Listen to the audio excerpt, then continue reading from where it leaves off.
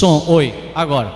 92 foi o ano que eu comecei a ser pastor aqui da igreja. Então, não vou esquecer mais não, viu? Foi 92.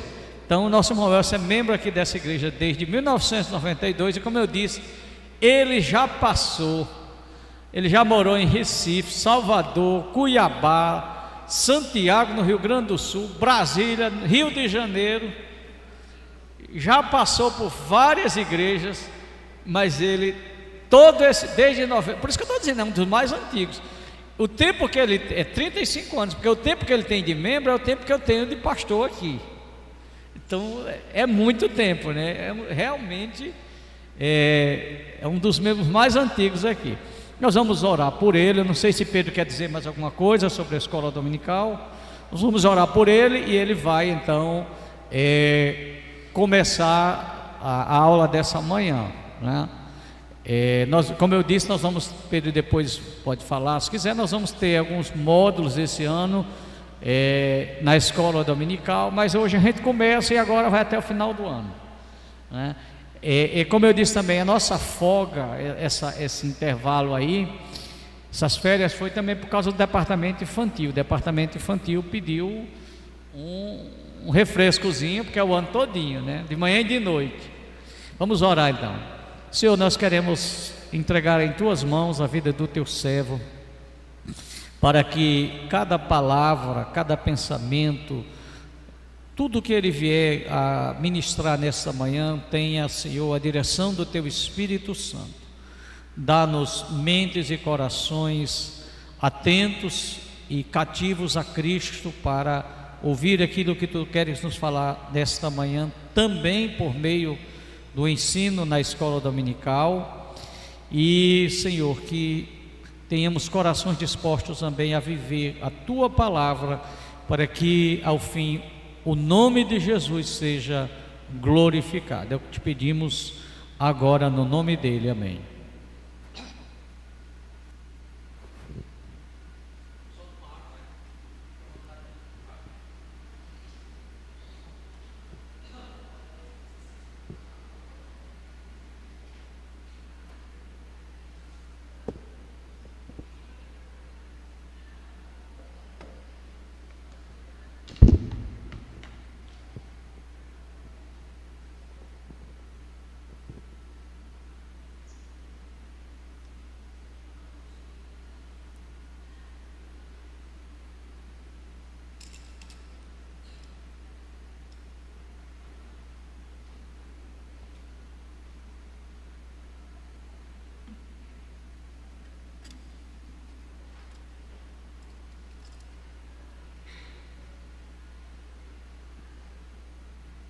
Saúdo a amada igreja com a graça e a paz do Senhor Jesus.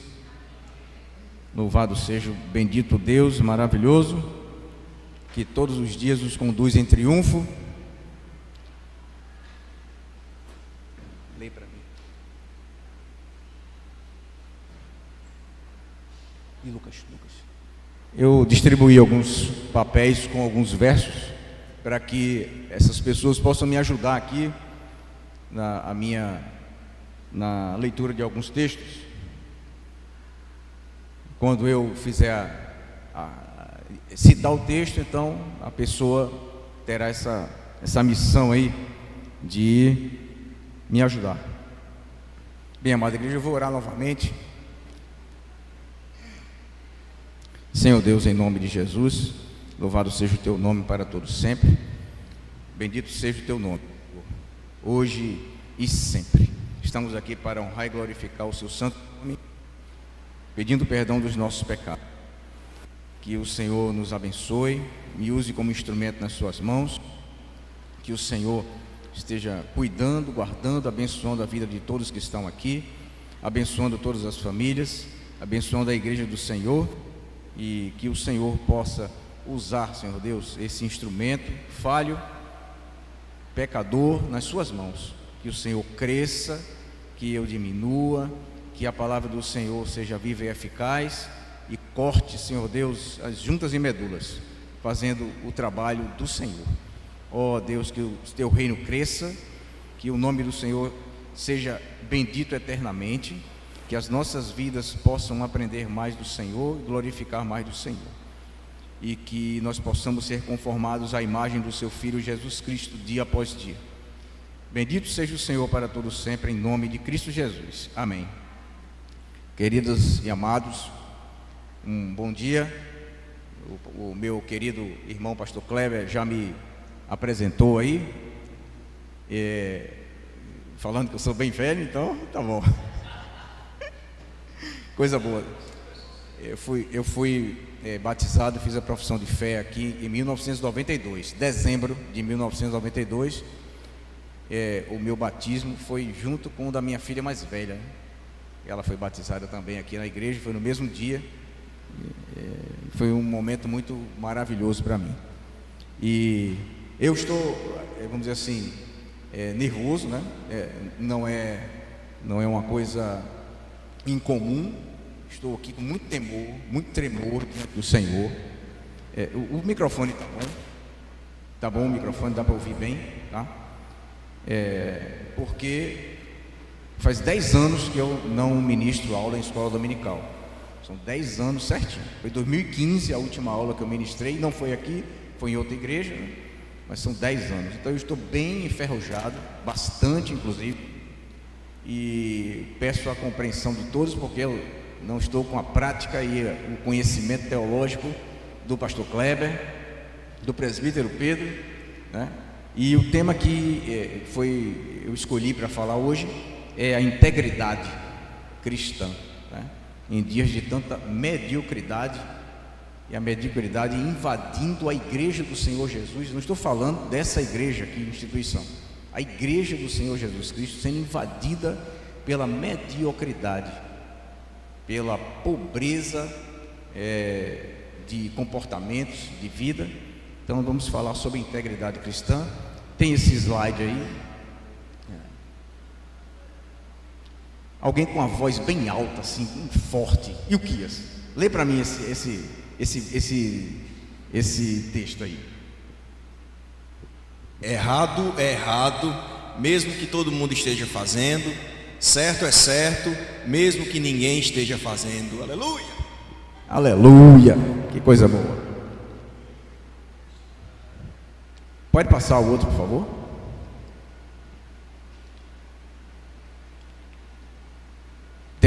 Tem um no meio, não? O segundo. Aí sim, isso. Então o roteiro que eu vou seguir é esse. Pretendo seguir. O que significa a integridade, a importância da integridade para Deus, a integridade na vida prática de personagens bíblicos. Já vou adiantando. São 4 lições, mas de um episódio somente, né? Não vou falar de vários personagens, porque a aula teria que ter umas 4, 10, 20 aulas. E uma conclusão.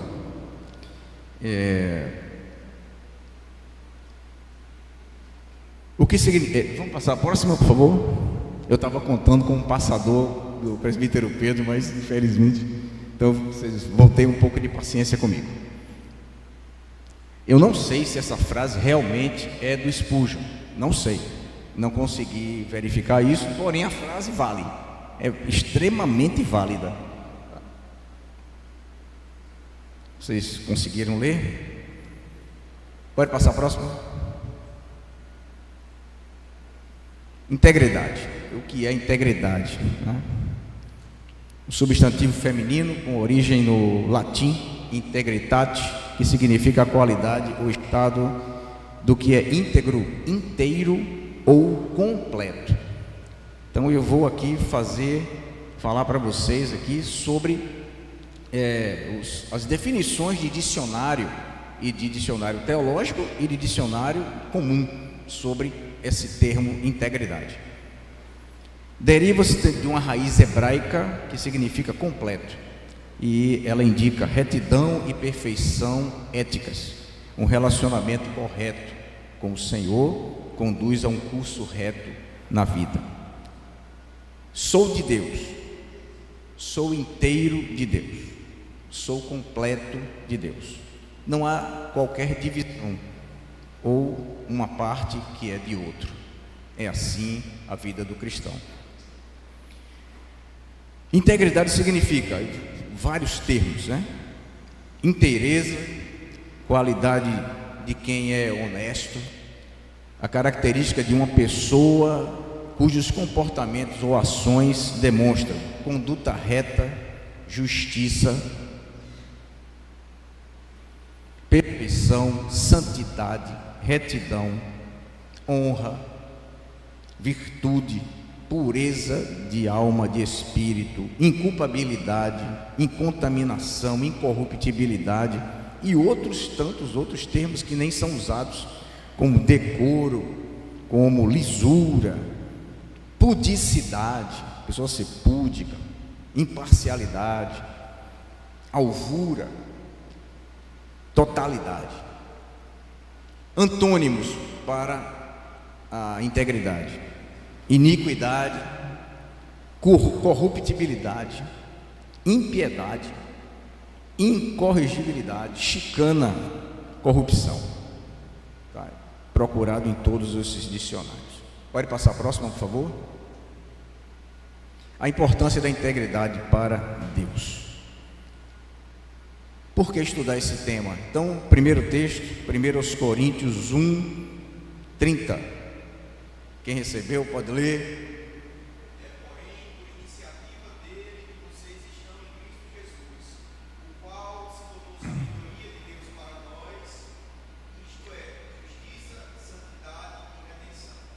Eu usei a tradução NA, ARA, NVT, tem várias traduções, e essas traduções nos trazem: mas vós sois dele, ou vocês são dele. Nós vamos ver em outros textos a mesma coisa sendo dita em outros textos. Vocês são dele, é uma característica importante. 1 Coríntios 3, 22, 23.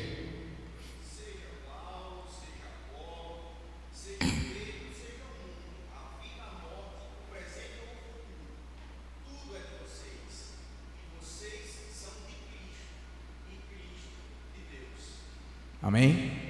Vocês são de Cristo e Cristo de Deus. É outro texto já. Então, a propriedade. Nós vamos falar sobre propriedade, mas é a propriedade. 1 de Pedro, capítulo 2, 9 e 10.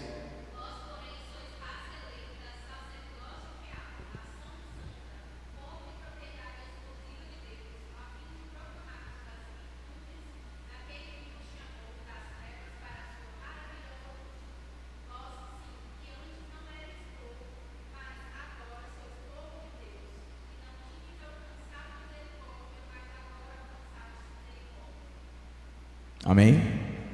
Então, ó, raça eleita, sacerdócio real, nação santa, separada. Vocês são a geração santa, a nação santa.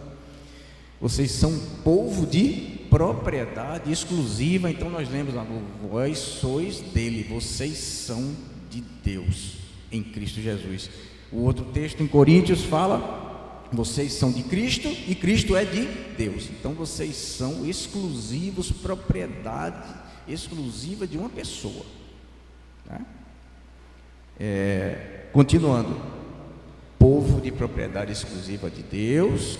Vocês não eram povo, mas agora são povo, porque a misericórdia do Senhor os alcançou. Ele tirou vocês das trevas e trouxe para a luz. Então vocês tem que ter uma vida completamente diferente. Completamente diferente. Vocês são povo de Deus. Tá? Muito bem. Êxodo capítulo 19, 5, 6. Então esse aqui eu vou ler, porque eu...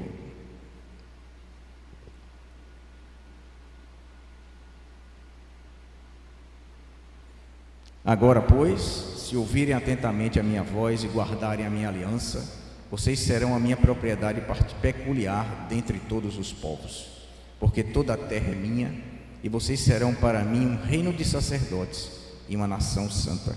Então o apóstolo Pedro não estava falando nada, nenhuma novidade aqui. Ele estava falando lá do livro do Êxodo. Moisés escreveu lá, falando lá: vocês vão ser uma nação santa para mim. Lá na frente, eu separei vocês. Lá na frente, lá atrás, né? Lá no início. Então não tem não houve qualquer modificação, né, nessa questão. Serão um povo de propriedade peculiar para mim. Vocês são um reino de sacerdotes e uma nação separada, santa para mim. Próximo slide, por favor. Então, você, eu, sua família, a igreja, né, somos de Deus, somos uma propriedade exclusiva de Deus, né? Se somos de Deus, então nós devemos, por favor, Filipenses 1:27, quem recebeu?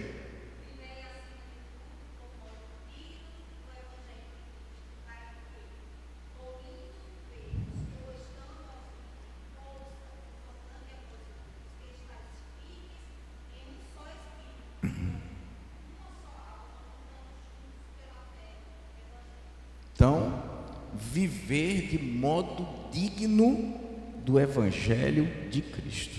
Acima de tudo, como nós somos uma propriedade exclusiva, nós temos que viver de modo digno do Evangelho de Cristo.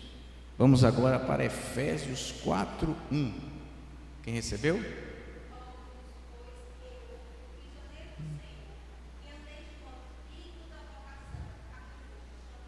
Andeis de modo digno, ou outras traduções assim, vivam de modo digno, da mesma forma que em Filipenses 1, a mesma coisa, vocês têm que viver de modo digno da vocação que vocês foram chamados, foram tirados das trevas para a luz, para proclamar as virtudes daquele que lhes chamou. Então, vocês têm que viver de modo digno, isso aí, tem que andar de modo digno. E se andar aqui não é o caminhar passo a passo, é a vida, sua vida diária. Colossenses 1, capítulo 10, ou versículo 10. Quem recebeu?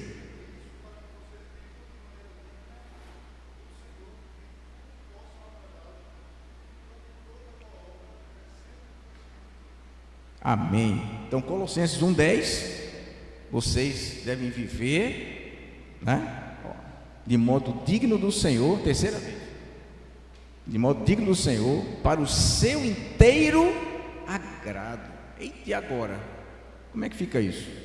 O agrado é de quem? É meu, é a minha vida que eu tenho que agradar, ou agradar inteiramente a quem me resgatou das trevas para o seu reino, né?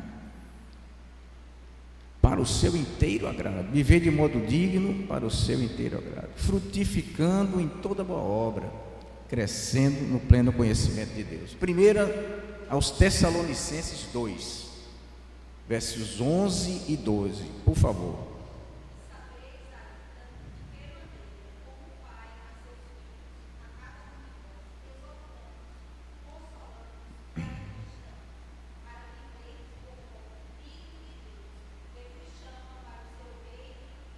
Eita, de novo, 1 aos Tessalonicenses 2, 11 e 12, Paulo está aqui encorajando, exortando, significa encorajar, incentivar.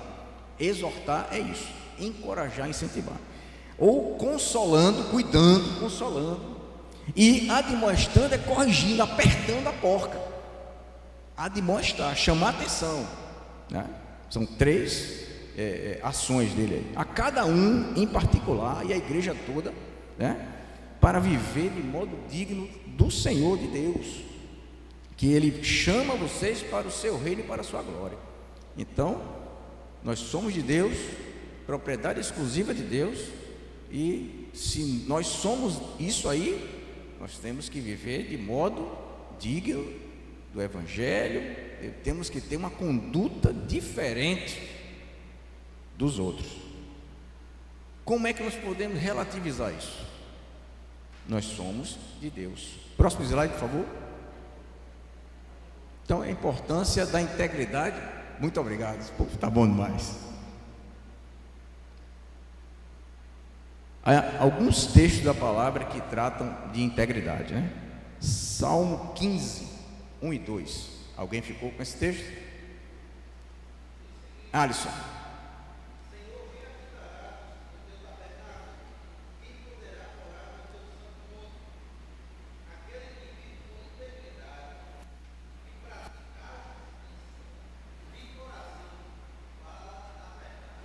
Amém? Todos ouviram? Que vive com integridade, pratica a justiça. Jó, capítulo 1, verso 8.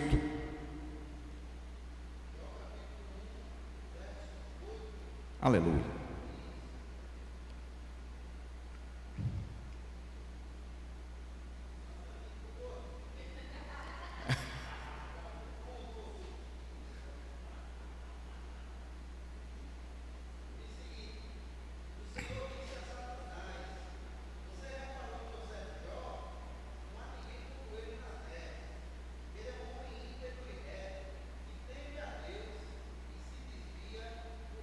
Aleluia. O Senhor está aqui observando a vida de um homem. E ele falou assim, ó: já viu aquele camarada ali? É um homem íntegro, é um homem reto, temente a Deus, se desvia do mal. Mas se isso não fosse importante, não estaria escrito na palavra de Deus para a gente ler. Mateus 5, 48. Mateus capítulo 5, verso 48. Alguém recebeu? Mateus 5, 48. Isso é muito fácil, todo mundo sabe.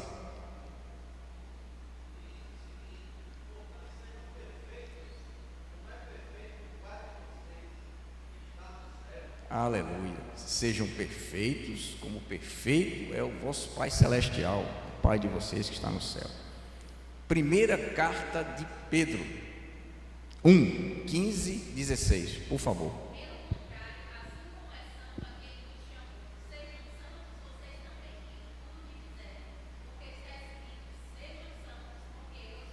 Aleluia. Então, se você tem uma vida que você acha que tem que ser de qualquer jeito, pelo contrário. Segundo é santo, de acordo com é santo aquele que vos chamou. Segundo é santo, de acordo com a santidade daquele, você tem que se tornar santo também. Porque a palavra de Deus ordena: seja santo, porque eu sou santo. Todos esses textos aqui são interessantes. Próximo slide. Filipenses 2,15. Quem recebeu?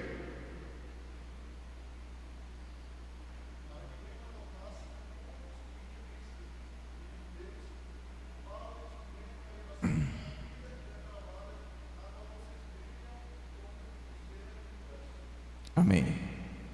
Vocês vão se tornar puros, irrepreensíveis, filhos de Deus inculpáveis. Nós já lemos ali o significado de integridade, né? Inculpabilidade. No meio de uma geração pervertida, corrupta. E vocês têm que brilhar no meio dessa geração, como luzeiros. Luzeiros. Lucas 16, 17. Não, desculpe, Lucas 16, 13. 17 não. É porque eu estava olhando outro número aqui. Lucas 16, 13. É você, Lucas? Leia aí, por favor.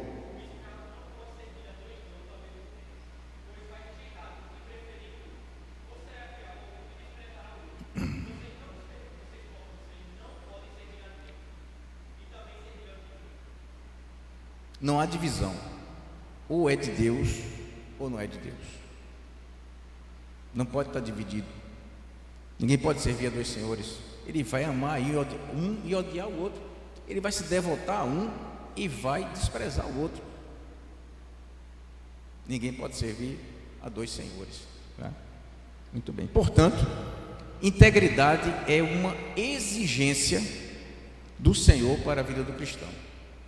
Se é importante para Deus, então deve ser importante para o povo de Deus, para a igreja do Senhor. Próximo.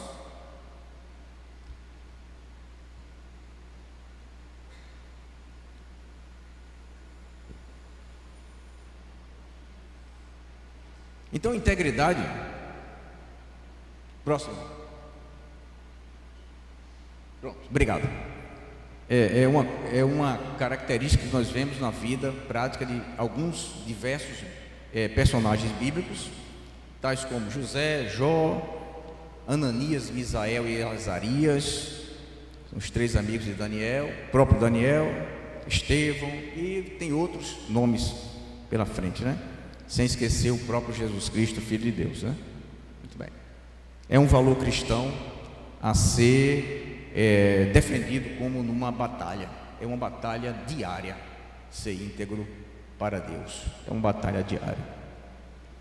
Então, depois que nós vimos a importância e o significado de integridade, vamos verificar a aplicação desse tema, nos concentrando apenas no caso, né? Está lá no livro de Daniel, capítulo 2, 47 a 3:30. Eu vou fazer a leitura e é o caso dos 3 amigos de Daniel, que eu coloquei os nomes hebraicos dele aqui, os nomes judeus, né? Hebreus. Eles foram modificados o nome, Sadraque, Mesaque e Abed-nego, e isso é uma providência que o império dominante, que escraviza, que coloca no cativeiro, ele faz uma remodelagem de cultura.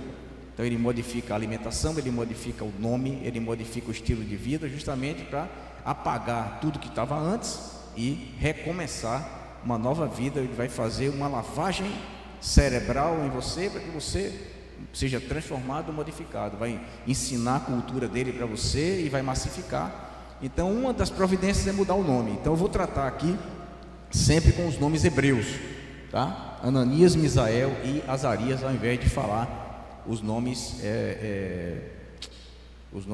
modificados, né? Os nomes caldeus, que eles foram modificados. Vou fazer a leitura aqui.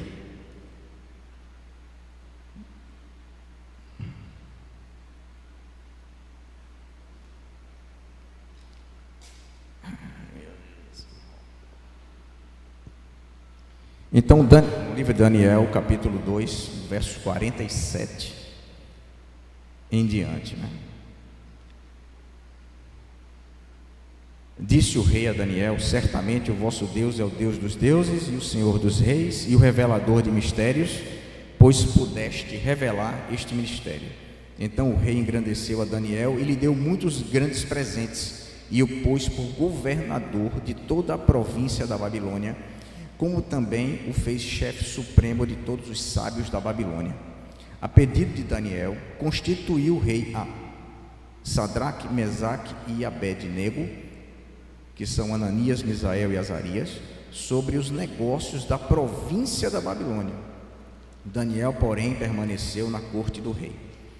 Capítulo 3 agora. O rei Nabucodonosor fez uma imagem de ouro que tinha 60 côvados de altura e 6 de largura. Levantou no campo de Dura, na província da Babilônia. Então o rei Nabucodonosor mandou ajuntar os sátrapas, prefeitos, governadores, juízes, tesoureiros, magistrados, conselheiros e todos os oficiais das províncias, para que viessem à consagração da imagem que o rei Nabucodonosor tinha levantado. A partir de agora, quando eu for falar essa lista de autoridades, eu apenas vou falar as autoridades, tá? Porque sempre repete essa lista de autoridades. Então se ajuntaram essas autoridades do império, tá? Para a consagração da imagem que o rei Nabucodonosor tinha levantado. Verso 3, eu estou lendo aqui, verso 3. Estavam em pé diante da imagem que Nabucodonosor tinha levantado. O arauto apregoava em alta voz: ordena-se a vós outros, ó povos, nações e homens de todas as línguas, no momento em que ouvires o som da trombeta, pífaro, harpa, cítara, saltério, gaita de foles, toda sorte de música, vocês prostrarão e adorarão a imagem de ouro que o rei Nabucodonosor levantou. Qualquer que não se prostrar, não adorar, será no mesmo instante, lançado na fornalha de fogo ardente. Portanto, quando todos os povos ouviram o som dos instrumentos musicais, se prostraram, os povos, nações, homens de todas as línguas, e adoraram a imagem de ouro que o rei Nabucodonosor tinha levantado. No mesmo instante, se chegaram alguns homens caldeus, ou seja, babilônicos, e acusaram os judeus. Disseram ao rei: ó rei, vive eternamente, tu, ó rei, baixaste um decreto pelo qual todo homem que ouvisse o som dos instrumentos musicais se prostraria, adoraria a imagem de ouro. E qualquer que não se prostrasse e não adorasse seria lançado na fornalha de fogo ardente. Há uns homens judeus que o Senhor constituiu sobre os negócios da província da Babilônia. São eles 3. Esses homens, ó rei, não fizeram caso de ti. A teus deuses não servem, nem adoram a imagem de ouro que levantaste. Então Nabucodonosor, irado, furioso, mandou chamar os 3, Sadraque, Mesaque e Abednego, e trouxeram a esses homens perante o rei. E Nabucodonosor falou a eles: é verdade que vocês não servem a meus deuses, nem adoram a imagem de ouro que eu levantei? Agora, pois, estão dispostos, e, quando ouvirdes o som da trombeta, pífaro, dos instrumentos musicais, prostrai-vos, adorai a imagem que eu fiz. Porém, se não adorardes, sereis no mesmo instante lançados na fornalha de fogo ardente. E quem é o Deus que vos poderá livrar das minhas mãos? Eles responderam: ó Nabucodonosor, quanto a isso não necessitamos te responder. Se o nosso Deus a quem servimos quer livrar-nos, ele nos livrará da fornalha e das tuas mãos, ó rei. Se não, fica sabendo, ó rei, que não serviremos os teus deuses, nem adoraremos a imagem de ouro que o Senhor levantou. Então Nabucodonosor se encheu de fúria, transtornado o aspecto do seu rosto contra os 3 judeus, ordenou que se acendesse a fornalha 7 vezes mais do que se acostumava. Ordenou aos homens mais poderosos que estavam no seu exército que atassem os 3 e lançassem na fornalha de fogo ardente. Os homens foram atados com seus mantos, suas túnicas, chapéus, suas outras roupas, e foram lançados na fornalha sobremaneira acesa. Pode para o outro.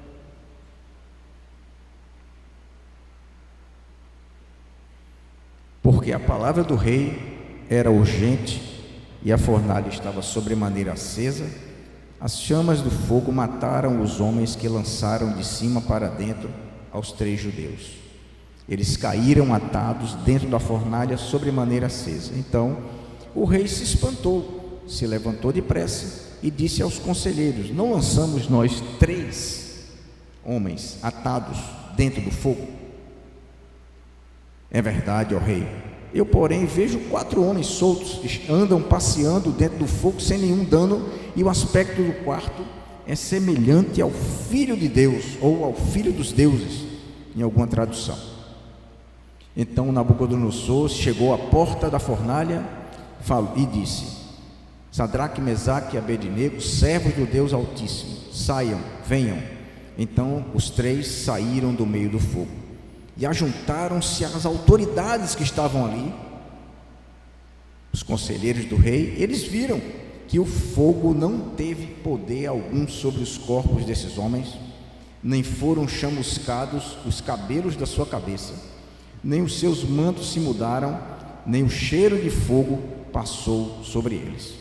E Nabucodonosor falou e disse: bendito seja o Deus deles, que enviou o seu anjo e livrou os seus servos que confiaram nele, pois não quiseram cumprir a palavra do rei, preferindo entregar o seu corpo a servirem e adorarem a qualquer outro Deus, senão ao seu Deus. E não há outro Deus que possa livrar como este. E no verso 30, então o rei fez prosperar Sadraque, Mesaque e Abednego na província da Babilônia. Amém. Nós estamos aqui diante de um reino, né? A cidade mais pomposa, glamourosa do mundo naquela época, Babilônia, capital do império que praticamente dominava todo o planeta naquela época. E lá estava governando o rei Nabucodonosor, um homem megalomaníaco que havia construído uma grande, magnífica cidade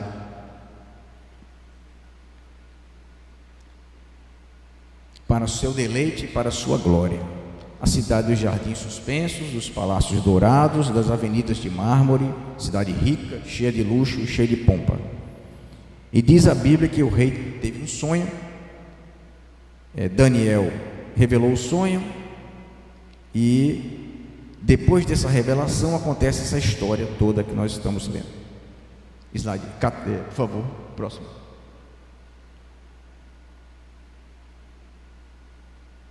Após a revelação do sonho ao rei, por saber que ele era a cabeça de ouro do sonho, ele resolveu fazer uma estátua toda de ouro, 27 metros de altura, 3 de largura, porque essa imagem não era apenas para a adoração de deuses da Babilônia, era para a sua autoadoração, era em sua própria homenagem também, pois ele queria que todos os súditos do reino se curvassem diante dela no dia da dedicação da estátua e adorassem a estátua e também a todos os deuses da Babilônia. O decreto foi mandado executar, chegou o dia da dedicação e alguns homens eles foram alvo das orações, dos judeus, que o rei queria matar todos os seus adivinhos, mas eles foram instrumentos usados por Deus para que eles não fossem mortos. E agora, com inveja dos 3, porque eles foram alçados ao governo, eles entregaram a cabeça dos 3 numa bandeja ao rei. A ordem era universal para todo mundo, mas alguns judeus, eles não fazem caso do Senhor, eles desprezam a sua ordem, eles não dão atenção, se recusam a lhe adorar e adorar a imagem que o Senhor levantou, e os deuses, adorar os deuses da Babilônia. Eles não querem fazer isso. Esses judeus são Ananias, Misael, Azarias, e o rei ficou furioso. Ele era o homem mais poderoso do mundo, mandava matar, como todo rei naquela época. Ele mandou chamar os judeus, confrontou: é verdade isso? E aí a resposta deles foi a que nós lemos: Deus tem poder de nos livrar, se Ele quiser livrar, Ele livra. Se Ele não quiser, Ele não livra, mas nós não vamos adorar ninguém a não ser o nosso Deus e vamos seguir em frente. Aí o rei ficou doido, insano, mandou aquecer a fornalha ao máximo, 7 vezes mais, é um exagero, para dizer que foi ao máximo que era possível. E a fornalha não precisava aquecer mais, porque ela era uma pena capital da Babilônia, era comum ser usada naquela época para isso. O próprio rei Nabucodonosor já tinha cozinhado 2 falsos profetas, está lá em Jeremias 29, 22, Zedequias e Acabe, eram 2 falsos profetas, ele tinha cozinhado os 2 tranquilamente, sem problema. Então era uma coisa normal, não precisava aquecer mais, mas para dar um exagero, ele mandou aquecer mais. E os soldados mais fortes foram lá jogá-los e eles morreram de tão quente que estavam. As vestimentas deles foram amarradas junto com eles, foram lançados e aconteceu o livramento. O rei viu as coisas extraordinárias acontecendo, viu um 4º homem na fornalha e a história segue. Então nós temos aqui, próximo, por favor, a primeira lição que nós podemos tirar disso aqui: diante da prova, deve-se tomar uma decisão certa, independente da situação, e a decisão é manter-se fiel a Deus, íntegro, independente da circunstância.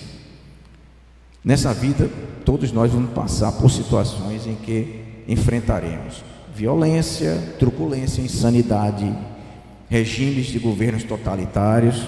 Estamos caminhando para um deles. Esse é um tipo de prova. No século passado, século 20, houve mais mártires na história do cristianismo do que em toda a história do cristianismo, por causa de regimes totalitários.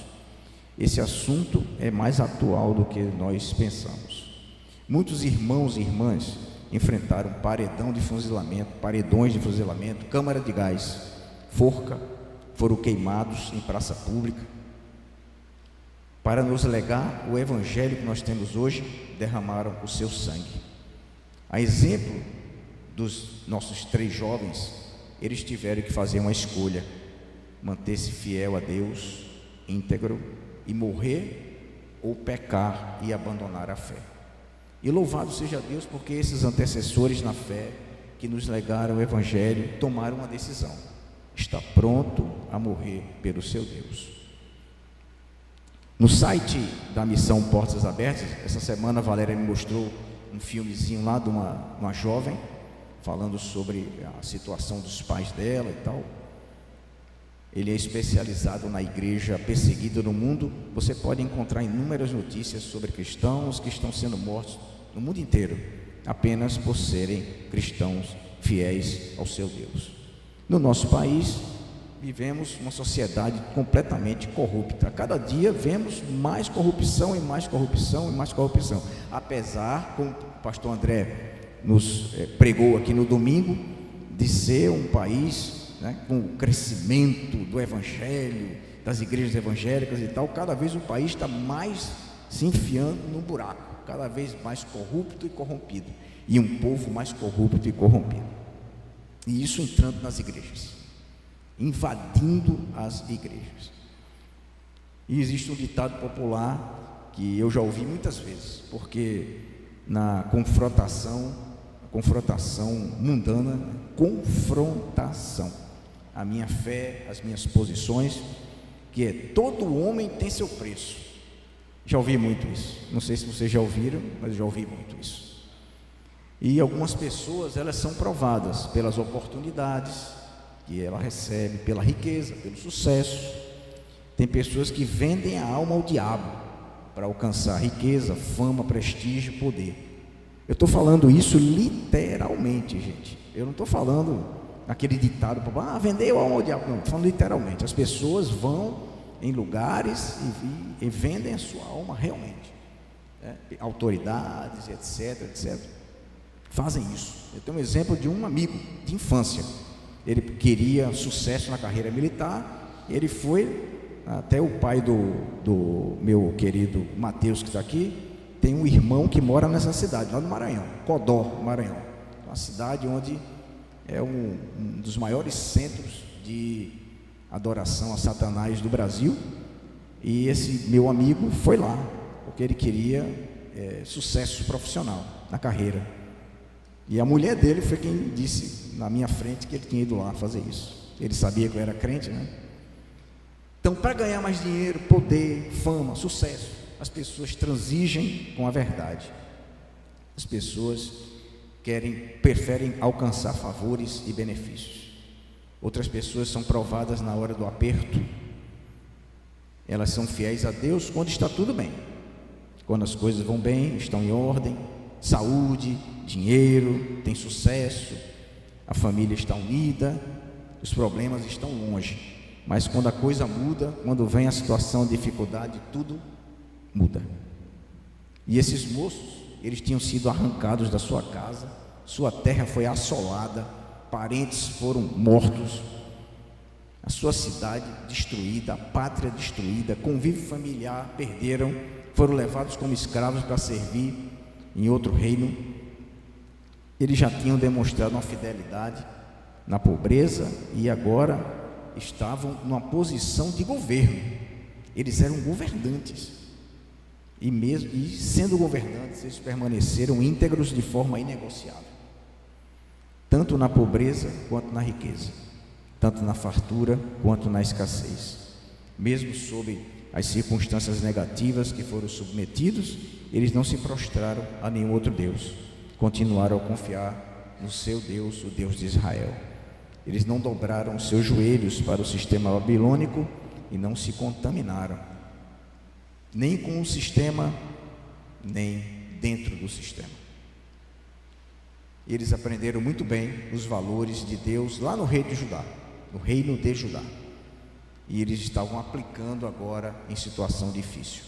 Não abriram mão dos seus valores, os valores de Deus que estavam dentro deles. E eu pergunto, qual é o nosso grau de integridade a Deus? Até que ponto nós fomos, seremos íntegros? Como é que nós reagimos quando aparecem as seduções, parentes, amigos, circunstâncias, vantagens, ofertas sedutoras, Até onde vai a postura de preferir o sacrifício pessoal, prejuízo pessoal, até mesmo situação de morte, do que pecar. Hoje em dia está imperando o relativismo para com a vida cristã. Os crentes estão relativizando os valores cristãos.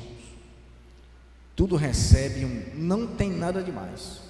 Não tem nada demais ir à balada, boate, show, carnaval,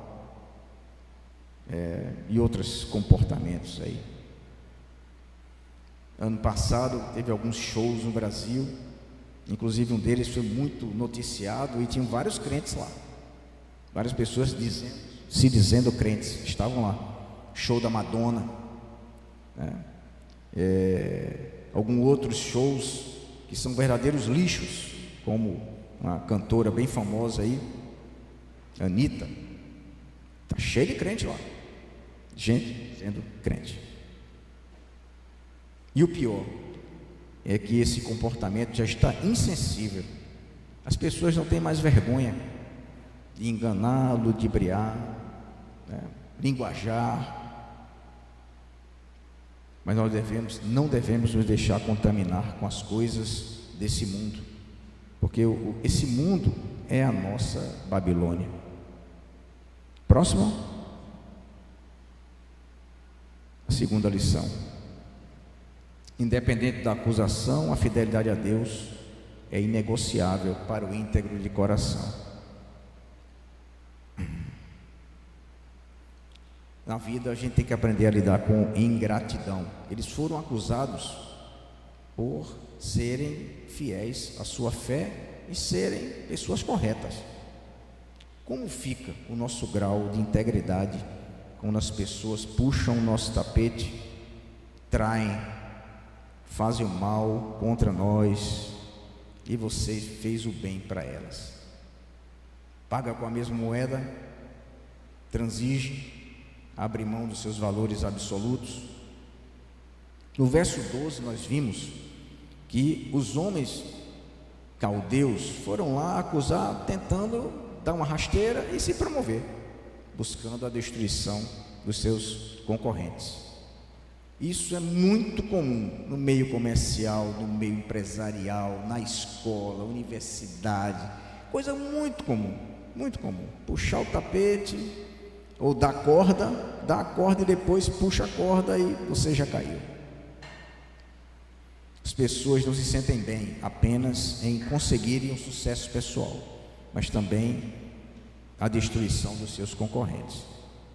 E esses judeus, eles eram como uma pedra no sapato dessas pessoas. Eram homens íntegros, não facilitavam o processo de corrupção no império. Então, se eles fossem mantidos íntegros em posições-chave, estratégicas no governo, eles estavam impedindo o curso da corrupção e da maldade do coração daqueles que estavam os acusando. As pessoas fiéis entendem que fidelidade é uma questão inegociável, porque a fidelidade a Deus é mais importante do que a preservação da própria vida. E esses três jovens, eles disseram: olha, nós estamos prontos a morrer, não estamos prontos a abrir mão dos nossos valores e dos nossos princípios. Você já pensou se nós tivéssemos essa ética robusta na escola, na universidade, no namoro, casamento, trabalho, transações comerciais, nas nossas lidas domésticas, relações dentro da igreja, universo político?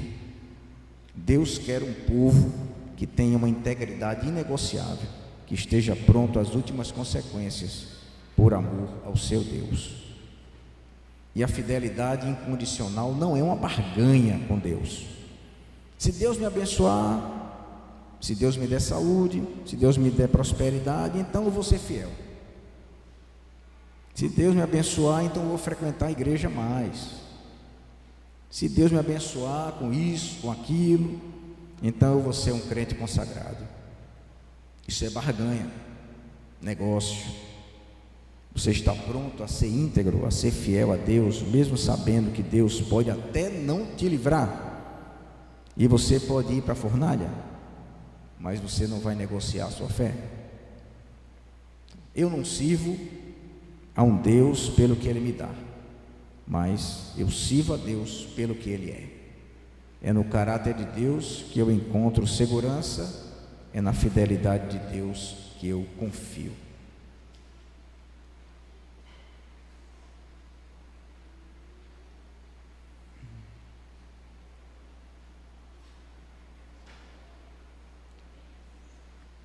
Ceder à pressão da maioria pode destruir a sua vida mais do que o fogo da fornalha. Estamos aqui falando de um império, e pelo que nós lemos, somente esses 3 moços foram vozes dissonantes. Agora imaginemos o que é um jovem universitário numa classe onde todos os seus colegas não têm temor a Deus, não conhecem a Deus, e como esse jovem vai se posicionar com pureza. Como é que vai dizer não à sedução do mundo? Show, baile, festa, bebedeira, sexo livre, ficar com um, com o outro, droga, para ser aceito em meio ao meio em que está. Como é que fica um jovem crente? Ele vê seus colegas indo fazer tudo isso, fazendo e acontecendo, e ele vai se posicionar firmemente contra isso. Como é que fica o empresário? Ele vê os seus pares prosperando, vencendo, avançando, fazendo conchavos aqui e ali, dando propinas ali, sendo corrompidos, e ele ficando para trás, e todo mundo avançando, recebendo privilégios e mais privilégios, e se enriquecendo tão rápido, e ele ficando para trás. Como é que fica a consciência de um empresário cristão numa situação dessas? Todo mundo está fazendo, é a maioria esmagadora, só eu estou ficando para trás. Talvez alguém pudesse chegar para esses moços e dizer: meus filhos, eles são loucos de fazerem um negócio desse. O que é que custa vocês cederem só um pouquinho, só nesse ponto aí?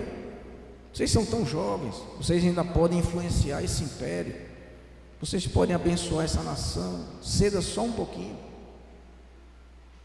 Não vai lhe custar nada, Deus sabe tudo, Ele conhece o coração de vocês. Mas eles mantiveram a fidelidade deles inegociável. Próximo. Beleza. Muito obrigado. Terceira lição: a integridade e a fidelidade inegociável a Deus exige firmeza. Como cristão, você é uma testemunha, é um mártir de Deus. Você foi chamado para ser testemunha de Deus, assim como esses 3 jovens. Quando o rei perguntou a eles: qual é o Deus que poderá livrar vocês da minha mão? Lá no versículo 15, eles agiram ali como testemunhas de Deus. E Deus quer testemunhas. A palavra testemunha deriva de uma palavra grega, mártir, e aí é usado o mesmo termo no português. É alguém que está pronto para morrer pelo seu Senhor. Você deve ter uma fé robusta. E nos versículos 17 e 18, os moços disseram: se o nosso Deus quiser, Ele vai nos livrar e das suas mãos, mas se não quiser, nós não vamos fazer o que o Senhor quer. Eles não iriam vender a sua consciência, eles preferiam morrer a prostrar-se em adoração a outros deuses. Você deve ser fiel a Deus, não apenas pelo que Ele fez, pelo que Ele fará, mas pelo caráter do seu Deus. Você está comprometido com esse Deus, então você resiste ao pecado, resiste ao mundo, resiste ao diabo, porque você está firmado numa rocha que não se abala. Você não está firmado em sentimentos, vantagens imediatas. Você está firmado na rocha eterna, na rocha dos séculos. E você deve fazer o que é certo e deixar as consequências nas mãos de Deus. Você não administra consequências. Vale a pena fazer o que é correto diante de Deus e manter-se em obediência aos valores de Deus, independente do que venha acontecer. Próximo. Na verdade, para mim, a meu ver, o ensinamento mais marcante e importante desse episódio não é o livramento miraculoso dado por Deus aos 3 jovens, mas é a sua fidelidade inegociável. É mais esplêndido e exponencial. Esses moços não sabiam o que Deus ia fazer, se iam ser livrados da fornalha e das mãos do rei. Eles sabiam o que Deus pode fazer. Eles sabiam muito bem que Deus tem o poder para livrar. Mas mesmo se Deus não os livrasse, eles não iriam negociar a verdade. Eles deveriam apenas exercer o seu dever e o que lhes cabia, serem fiéis ao seu Deus. Durante o decorrer de toda a história do cristianismo, completando até na história geral, muitos cristãos foram livrados da opressão e da morte, porém muitos outros foram mortos por causa da sua fé. Isso está na Bíblia também, relatos. Hebreus 11 nos mostra quando afirma que uns pela fé foram poupados do fogo, como é o caso deles 3, da boca de leões, Daniel, e outros pela fé foram mortos. Mas depois de Hebreus 11, a história permaneceu viva e mártires foram sacrificados, decapitados, fuzilados, assados vivos, queimados em fogueiras, em praça pública, enforcados. Tudo isso por causa da sua fé. Alguns glorificaram a Deus sendo livrados, outros glorificaram a Deus sendo mortos. De uma forma ou de outra, Deus foi glorificado. Romanos 14:8. Quem recebeu? Alguém recebeu?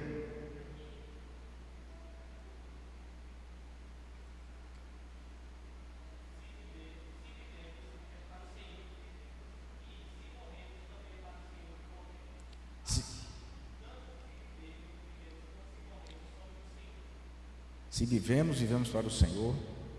Se morremos, morremos para o Senhor. Quer vivamos, quer morramos, pertencemos, somos do Senhor. Romanos 14:8. O livramento da morte ou da situação difícil é uma prerrogativa exclusiva de Deus. Deus tem o poder nas mãos e Ele livra quando quiser e lhe convier. Porém, a fidelidade a Deus é uma prerrogativa nossa, do cristão. A fidelidade a Deus incondicional é responsabilidade nossa, do cristão.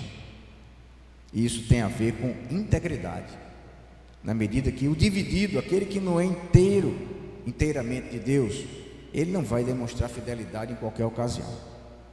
As vantagens que ele vai receber, vai preferir se safar ao invés de se sacrificar. Próximo. Quarta lição: Deus é o seu dono. Se Ele quiser, honrará a sua integridade diante de qualquer situação, mesmo as mais extremas. O que me impressiona é que muitas vezes Deus não nos livra dos problemas, Deus nos livra dos problemas. Deus não impediu a construção da imagem, Ele não impediu que o rei baixasse a ordem real, não impediu que os inimigos dedurassem os 3 moços, não impediu a inveja deles, não impediu que o rei mandasse acender a fornalha, não impediu que mandasse acender a fornalha 7 vezes mais, não impediu que os moços fossem amarrados, nem que fossem jogados na fornalha acesa ao máximo. Mas quando eles estavam nessa situação irremediável, as próprias pessoas que os jogaram morreram no calor do fogo. Deus os livrou nessa situação. Então Deus transformou um instrumento de morte em instrumento de livramento. O fogo os livrou das amarras e Deus os livrou do fogo. O fogo só queimou as cordas que os prendiam. A fornalha se transformou em um lugar de passeio, de júbilo. Se Deus é poderoso para trazer livramento para a sua vida, quando todos os recursos da terra já se esgotaram, não há impossíveis para o nosso Deus. Se Deus quiser, Ele pode fazer maravilhas. Então não devemos desanimar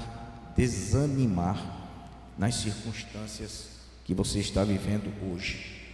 Temos que olhar para as possibilidades do amanhã. O nosso Deus reina, mesmo quando estamos diante de uma situação insustentável. Na hora em que parecia que era o fim da linha, apareceu um quarto homem, identificado pelo rei Nabucodonosor como um filho dos deuses, um filho de Deus, e era uma situação impossível.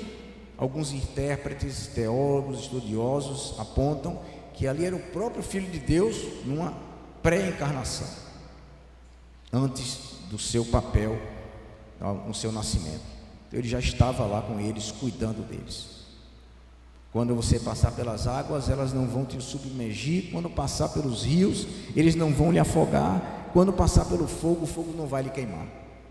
E se Deus permitir que as águas, as ondas lhe venham submergir, quando passar pelos rios, eles lhe afoguem. Quando passar pelo fogo, você se queime. Você tenha a certeza de que você vai estar na glória com o Senhor. E o Senhor Jesus, como ele fez com Estevão lá em Atos 7, 54 a 60, vai recebê-lo lá junto com o Pai. Venha, bendito do meu Pai. Então não compensa, para alcançar favores imediatos, transitórios, negociar com a verdade, transigir com a consciência, ter uma integridade frouxa, está dividido. Não devemos pensar apenas nos prazeres momentâneos, mas preferir manter-se fiel a Deus, ao invés de obter ou desfrutar de um prazer momentâneo. Deus espera de nós coragem. Vale a pena não dobrar os joelhos, independente das circunstâncias. Vale a pena manter-se fiel a Deus e viver para o Senhor. E esses 3 jovens nos dão um exemplo de uma integridade inegociável. O nome de Deus foi exaltado em toda a Babilônia, e ainda eles 3 foram promovidos. Nós lemos lá no verso 30. Aquilo que foi intentado contra eles, Deus reverteu em bênção. Deus é o recompensador daqueles que o buscam, conforme Hebreus 11, 6. Próximo.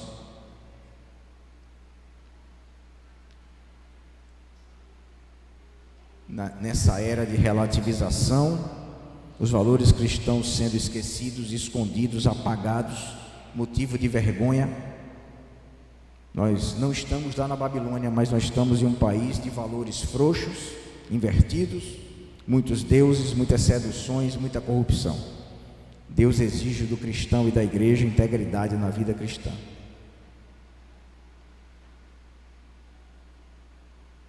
Em João 6,60, ao ouvirem de Jesus suas palavras, muitos discípulos disseram: dura essa palavra, quem consegue ouvi-la? Se escandalizaram e foram embora. E depois Jesus pergunta para os 12 que ficaram: vocês também não querem ir embora? E Simão Pedro lhe respondeu: para quem iremos, Senhor? Só tu tens as palavras da vida eterna, e nós cremos e sabemos que és o Santo de Deus. Por que ser íntegro? Os íntegros são cuidados pelo Senhor. Quem recebeu o Salmo 37? 17, 19, 18, 19. Salmo 37.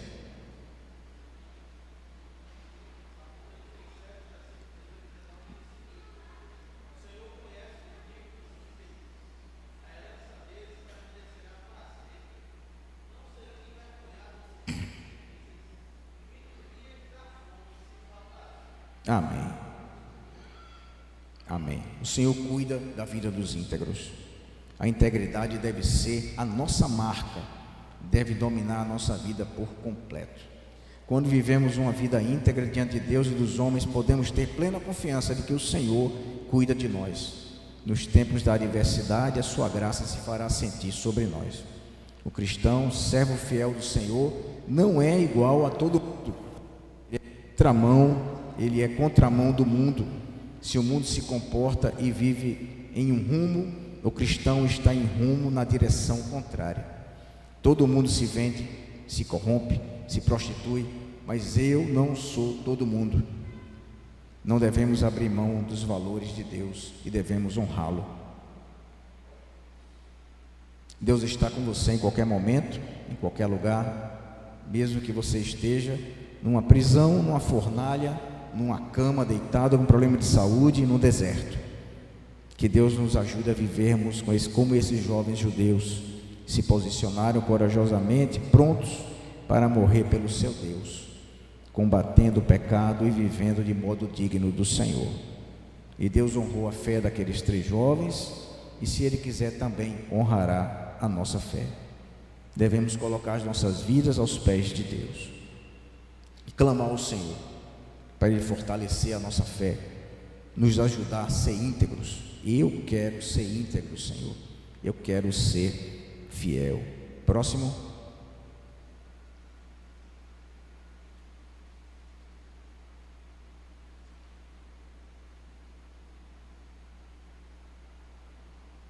Verso 28. Que Deus tenha misericórdia de nós, nos ajude a vivermos como esses jovens judeus, Ananias, Misael e Azarias.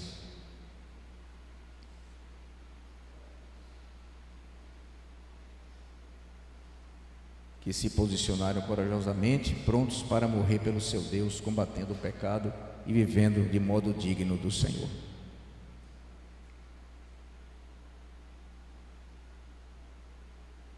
Próximo. Um resumo.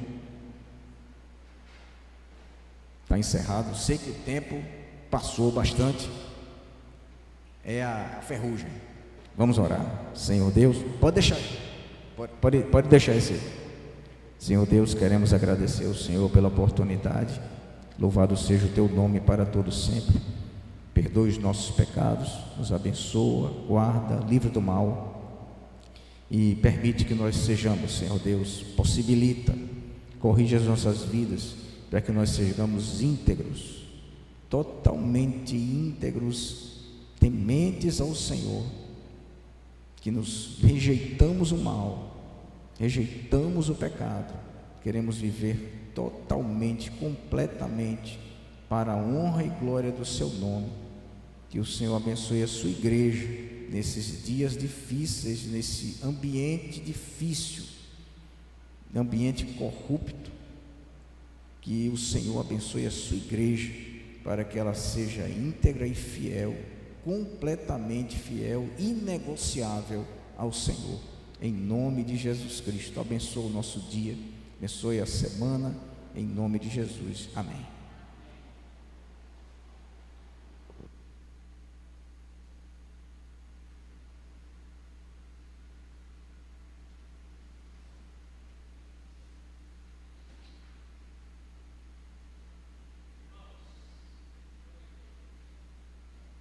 Irmãos, domingo que vem teremos o nosso irmão Alisson. Cadê Alisson?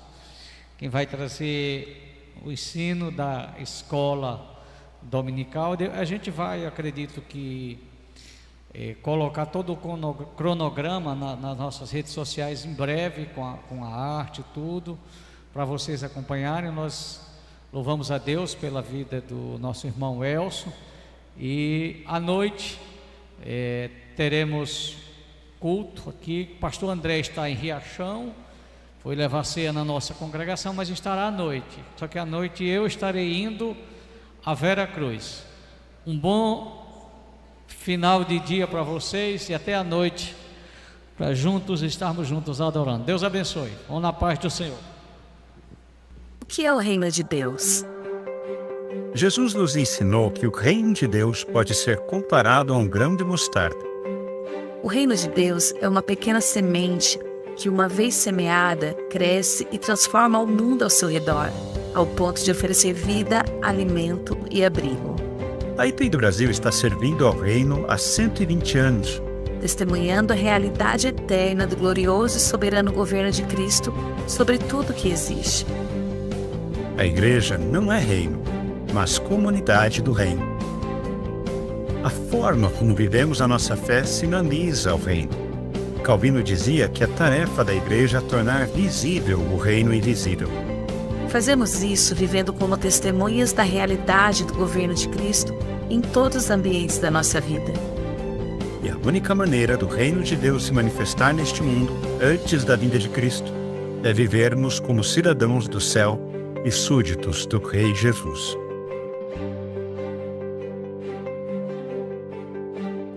IPI do Brasil, há 120 anos servindo ao reino.